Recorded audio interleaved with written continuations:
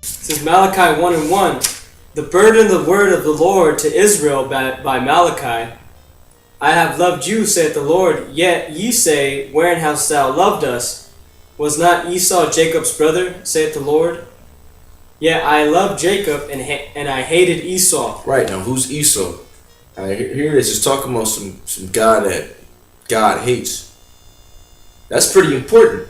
Alright, God hates somebody, especially if you're coming out of a church. You learn that God loves everybody. Well, according to this scripture, God hates a particular group of people. It just so happens to be you so-called white people. Alright? You're descended from a man named Esau, in the Hebrew, Ashashva, which means wasted away is he. Why are you wasted away? Because of your pigmentation. Alright? Because if you get a cut, or you get a burn or a bruise, what's it gonna look like? It's gonna look like the so-called white man's skin.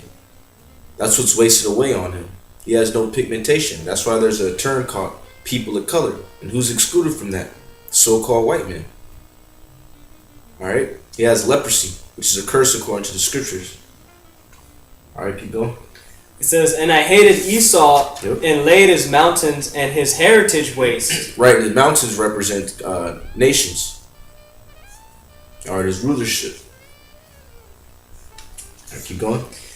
And his heritage waste for the dragons of the wilderness. Right, and what's your heritage? What did you inherit? You inherited this country, right? Which your forefathers stole from our brothers, the so-called American Indians, the tribe of Gad and Reuben.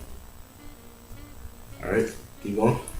Whereas Edom saith, we are impoverished, but we will return and build the desolate places. Hey, and if you look on the news, especially with that over there in Detroit. Because, that's the heyday for manufacturing and everything, particularly among the auto plants. They got commercials all the time. Like, oh, we're bouncing back. We're going to come back stronger than ever. Woo, woo, woo, woo. That's not going to happen. You can build, but the Most High going to throw you down. There is no healing of America. I don't give a damn how much you want to raise the debt. So you could raise it to 30 trillion, man. It's not going to stop nothing. Right? You're just going to incur more debt, laying yourself with thicker clay. And this is going to lead to all these countries taking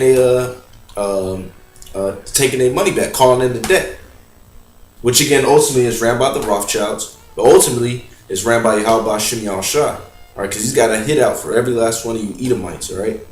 Why? Because going back to the earlier verse, he hates you, all right? This is the end of your rulership. This is the end of your bounds, as it said in Job the 14th chapter. All right, keep going. Thus saith the Lord of hosts, they shall build, but I will throw down. Right, but the Most High is going to throw down. All right, the Most High has it out for America and all you so-called white people whose line goes back to Esau. All right, keep going. And they shall call them the border of wickedness. Right, the border of wickedness. That's why I said in Habakkuk the 2nd chapter, and is as death, and large of his desire as hell. Because wherever you damn devils go, you just bring wickedness. All right, keep going. The border of wickedness, and the people against whom the Lord hath indignation forever. Right, and if I'm not mistaken, that word indignation is quatazat. Can you look that up?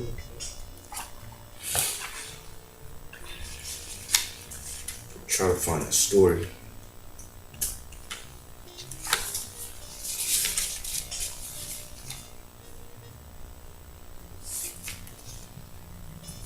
Let me see your sword out.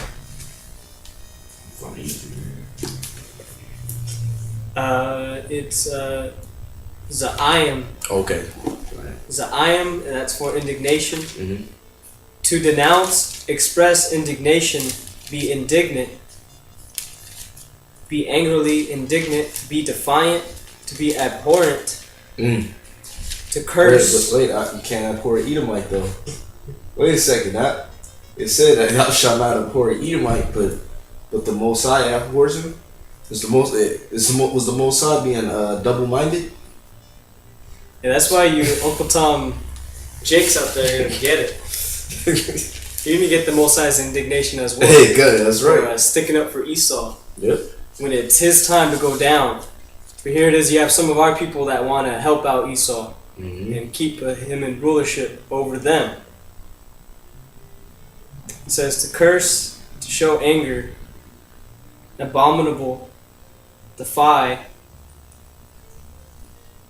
to foam at the mouth, speaking angrily. Right, foaming at the mouth. That's why it's saying Psalms the 7th chapter that the Most High is angry with the wicked every day. See, the Most High, he can't wait to destroy this place. The thing is, he's bound by his word, else he would be a liar. You know what I'm saying? Because he has prophecies that have to come to pass. All right. That's right. It's First Maccabees the 6th chapter. To read that up. 6 and the top. Yeah, start at the top. Because it's spiritual, because it's the same thing that's going on right now. Because when you look up the ancient name for Iran, it's Persia. All right, they're doing the same thing. They want to go over there and take their riches and everything. They're surrounding them right now. That's why there's all these troops on the border of Syria, which they're through the spirit they're already over there in Iran. You know what I'm saying? Been there for a while. Because usually when Esau announces something, he's been doing it for about 1 to 2 years minimum. All right, he's there to take their spoils, take the spoils of the region. That's why they went over there into Afghanistan. People like to think, oh, well, they're out there fighting terrorists and we'll want to get the Taliban out of there. They had to go ready in August, even before September 11th. All right, to go over there and build a damn pipeline. And in addition to that, building that pipeline so they can steal their resources, steal the oil. They took control of the poppy fields, which before was outlawed under the Taliban. Why? So they could push this heroin. All right. This is First Maccabees chapter 6, verse 1. About that time, King Antiochus, travailing through the high countries, heard say that Elamias in the country of Persia was a city greatly renowned for riches, silver, and gold. And that there was in it a very rich temple, wherein were coverings of gold, and breastplates and shields, which Alexander, son of Philip, the Macedonian king, who reigned first among the Grecians, had left there. Wherefore he came and sought to take the city and to spoil it. But he was not able, because they of the city, having had warning thereof, rose up against him in battle. All right. Hey, and that's about to happen now, okay? All right, because the Iranians, man, they know what time it is. They know you devils don't want to go in there and bring democracy and and bring women's rights. You want to go over there and spoil the city, and they're hip to it, and that's why they're building up that nuclear arsenal with the help of Russia. Which is reading some article, I believe it's on Russia Today. They're talking about how this is the Cold War II.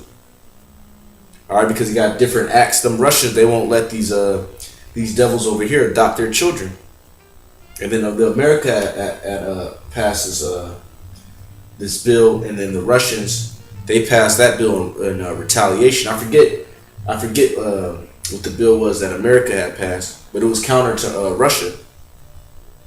So man, this thing is coming to pass.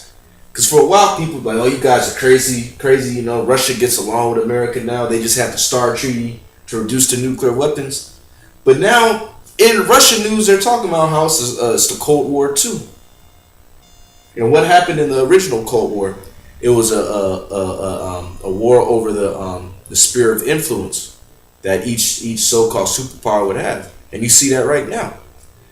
Who was Russia? And what happened was Russia was aiding other countries, right?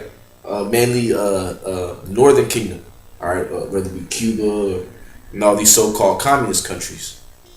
All right, right now what's happening?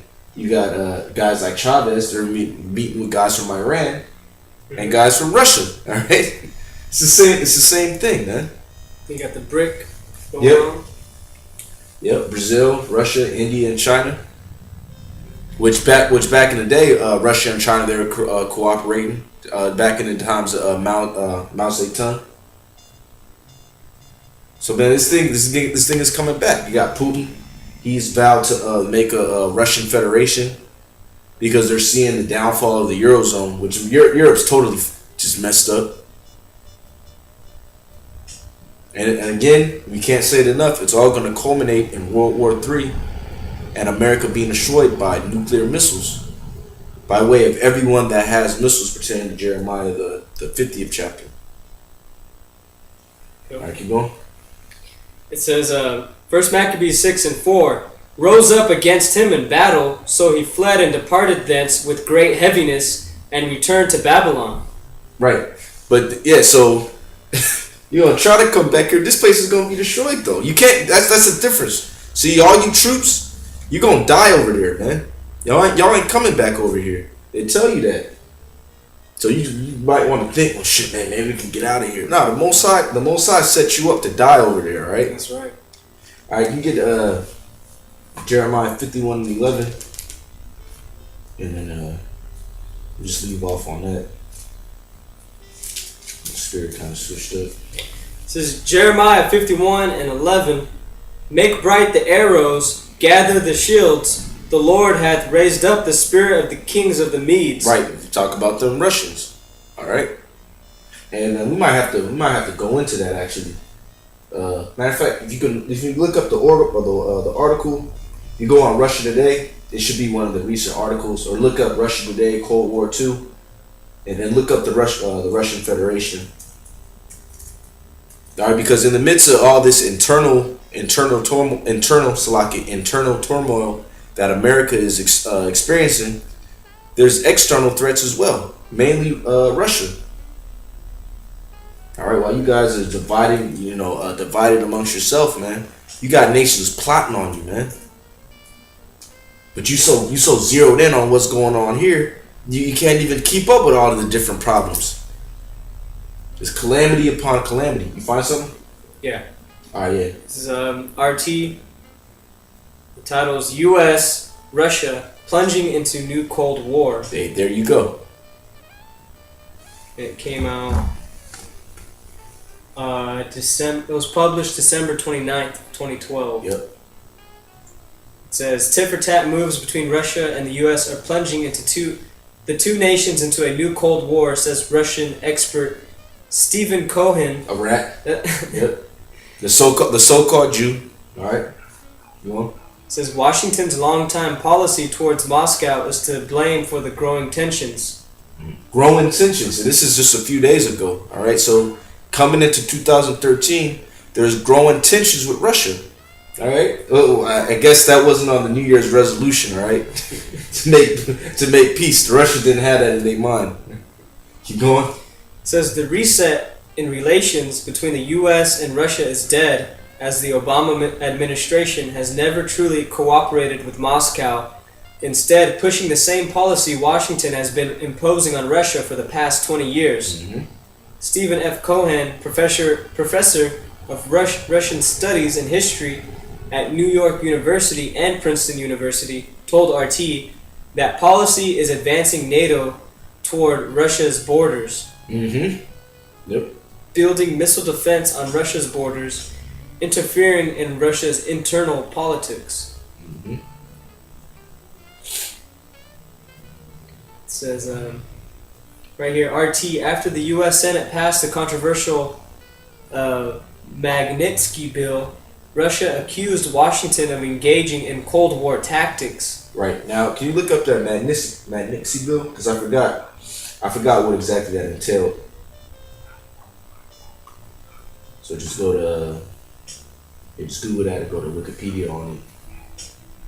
Because I know, like I was saying, I know the Russian bill was saying that these devils over here aren't allowed to adopt Russian children, which I wouldn't want no damn Americans adopting my child either. All right, grow up a damn fucking transsexual or some shit like that, man. Fucking nigga would have blonde hair, you know. Tight pants. Yeah, tight pants.